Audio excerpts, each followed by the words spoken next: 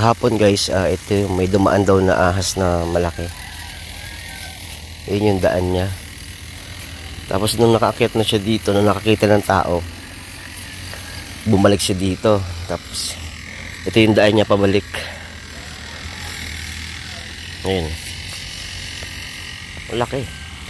So guys, good morning. Ngayong araw yung pagbubunot ng palay ng binhi para araw din ng patanim. Ayun nga, maaga pa lang nag-spray na yung kasama ni kuya. Ngayon na ito bubunutin.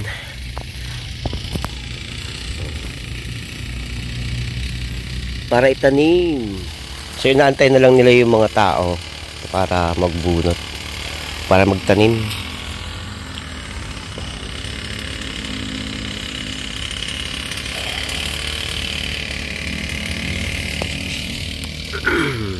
Tapos guys, update naman tayo dito sa punla ni kuya. Yung talong at saka yung kamatis, malalaki na siguro. Oh, malalaki na nga. Oh. Ayun.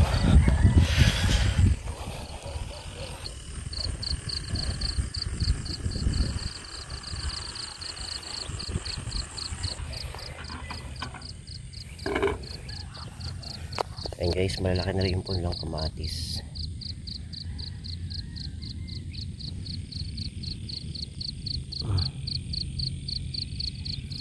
Tapos ito naman yung mga talong.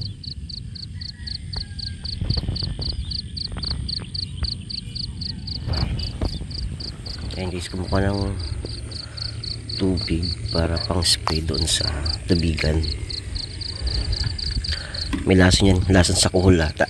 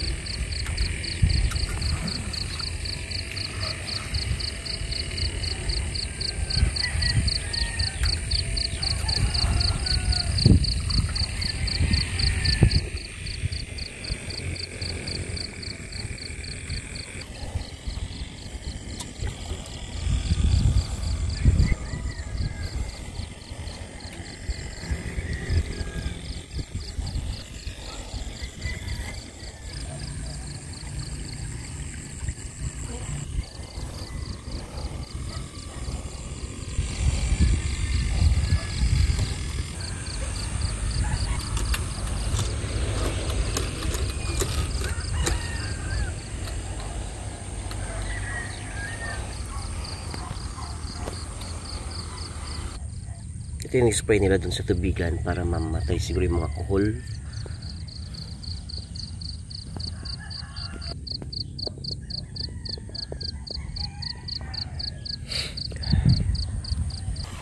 Sana naman hindi ko masalubong yung ahas dito.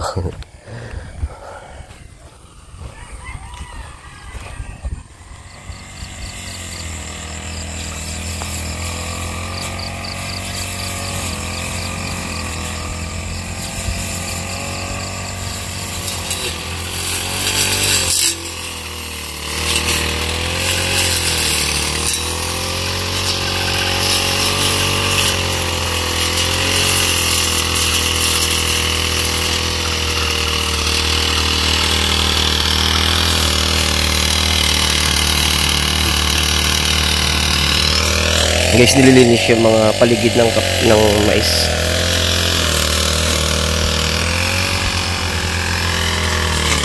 Mumulaklak na yung mais nila.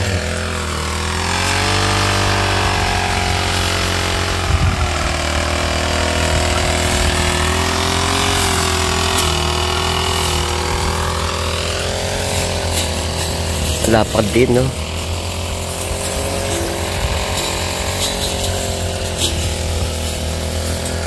Bye.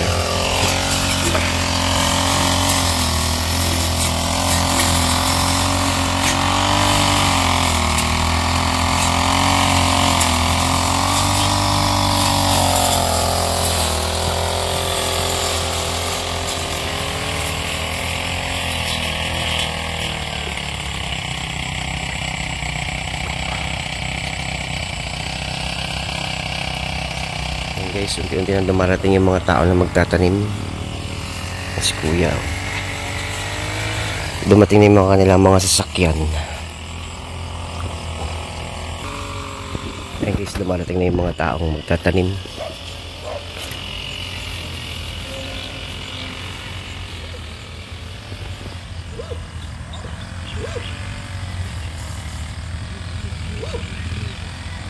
Nag-usap na sila kung saan ang dapat unahin, taniman.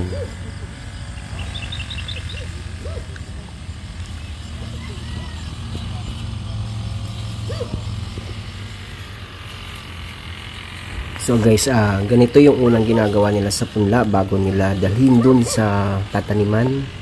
So si tatay ang unang kumilos para si tatay ang unang nagbunot para iba naman yung magdi-distribute ng mga punla para dun sa mga magtatanim. So kanya-kanya sila ng position kung sino yung magdi-distribute, sino magbubunot, sino yung magtatanim.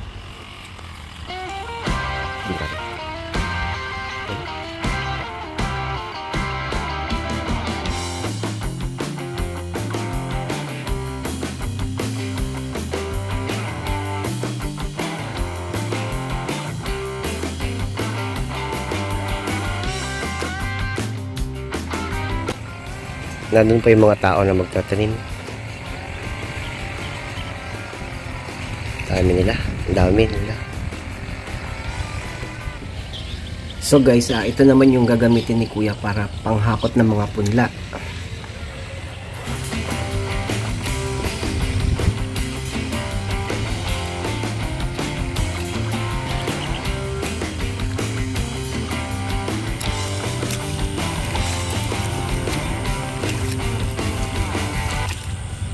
Yun naman guys, bit-bit niya na yung pangguhit doon sa tataniman para pantay-pantay yung pagtatanim ng palay.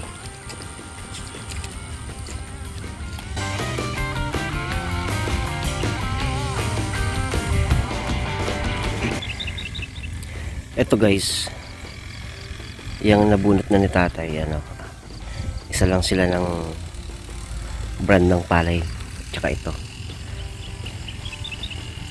Yun naman yung nandun, iba din.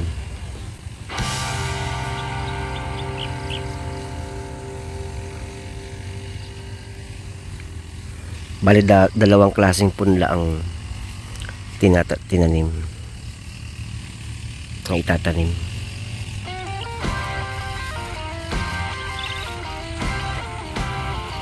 Si kuya naman nagpapaiga ng mga tubig.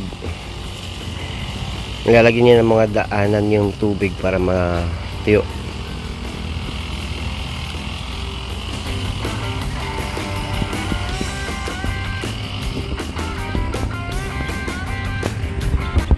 Ang sipag ng tatayo, ang lakas niya.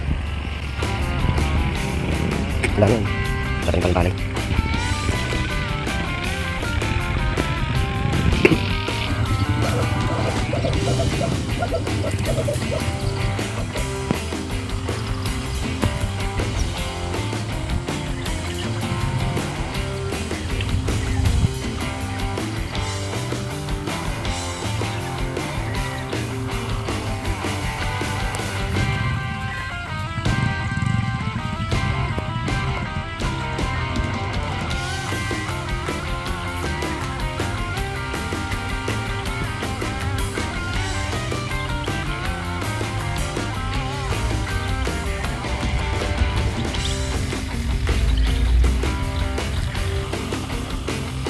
Mahirap pala guys kapag butas-butas yung inilatag nila na sa pin, kasi yung ugat ng palay umaabot dun sa putik, so mahirap, mabigat.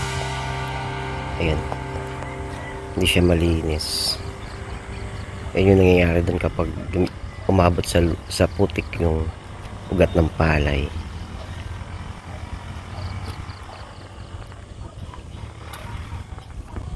Nahirapan si tatang kasi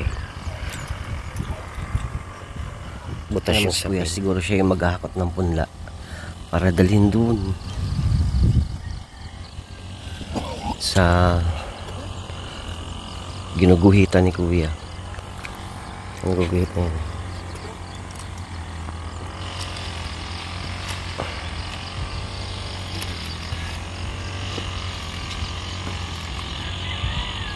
Ayun guys, si tatang naman habang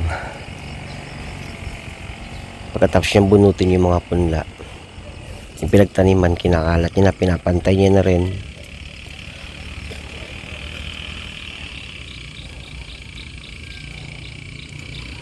Pinapwesto na ni tata yung hakuti niya. Yun.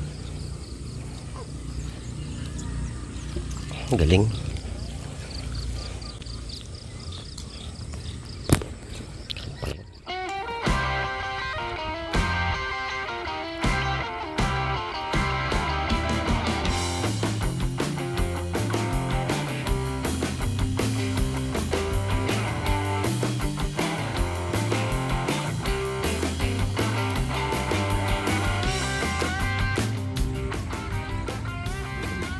Yung pala yung ginagawa nila para marami sila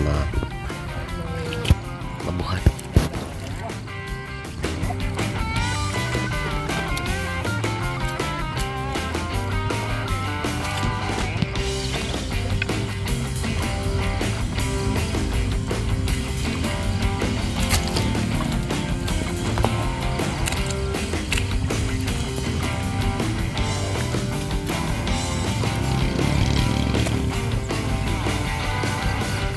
Bigat din yan.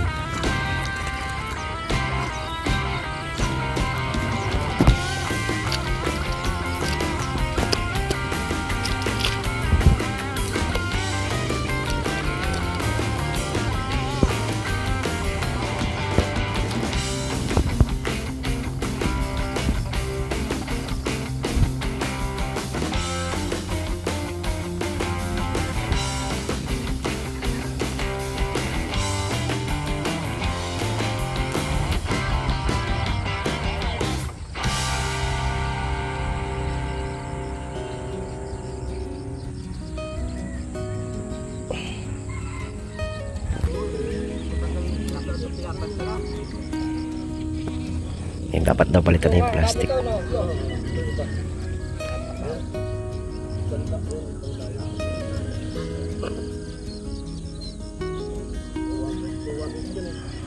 Ayan guys, see you sa part 2 ng pagtatanim kasi medyo mahaba na yung video para maikli lang. Sa part 2 na lang po uli yung oras ng pagtatanim. Click for more guys, subscribe na rin. Thank you. Yeah. Please tell me that I can't, that I won't, that I fail, that I'll never make it out, yeah. Please tell me all the bad, never good, fill my head full of every single doubt, yeah. Please say any negative thought